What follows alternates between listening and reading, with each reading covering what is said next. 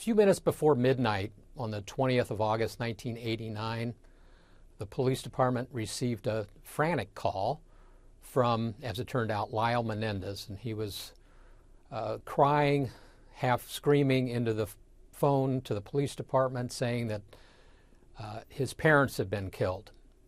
And of course the police dispatcher took aback and said, "What?" and said, "My parents have been killed. My parents have been killed." And of course Eric Menendez in the background was screaming and yelling also. So they got the initial information and then responded police cars to the location.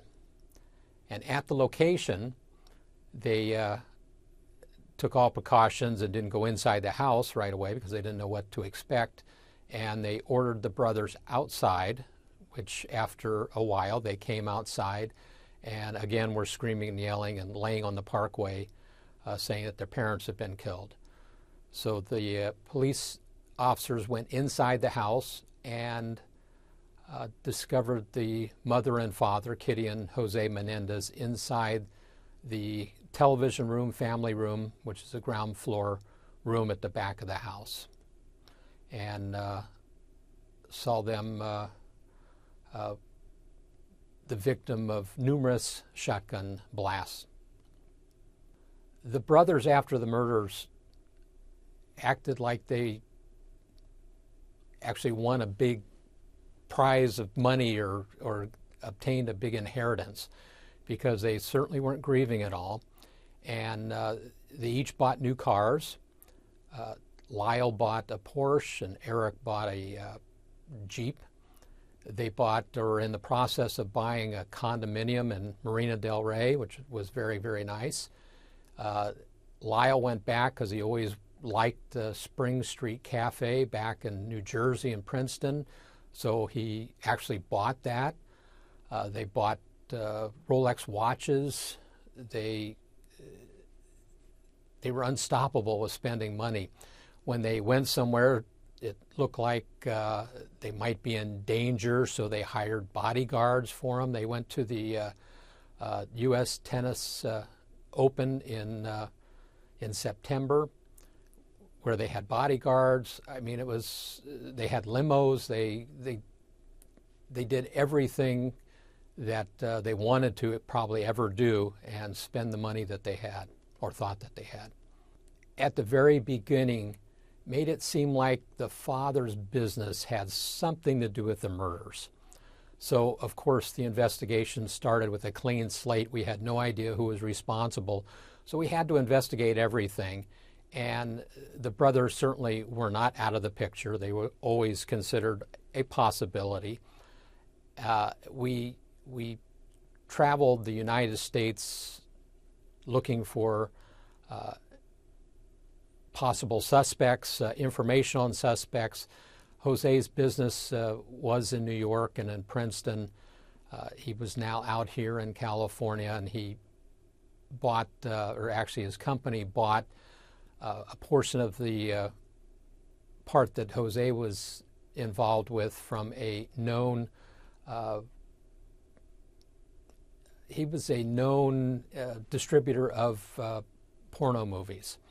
So the brothers, really played that thick with us to make it look like it was not anything but of Jose's business dealings.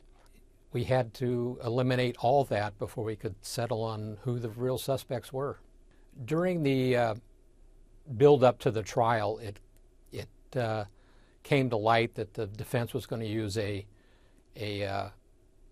abuse defense, and they stretched it a little too far when they said it was a sexual abuse.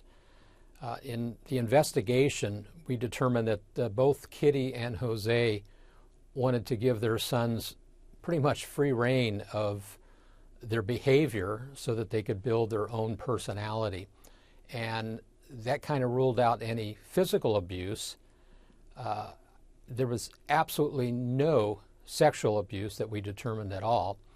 And I'll give them that there was mental abuse, because Jose was the type that would, he would continually try to threaten them by saying, if you don't shape up, if you don't do what I say, you'll be kicked out of the will.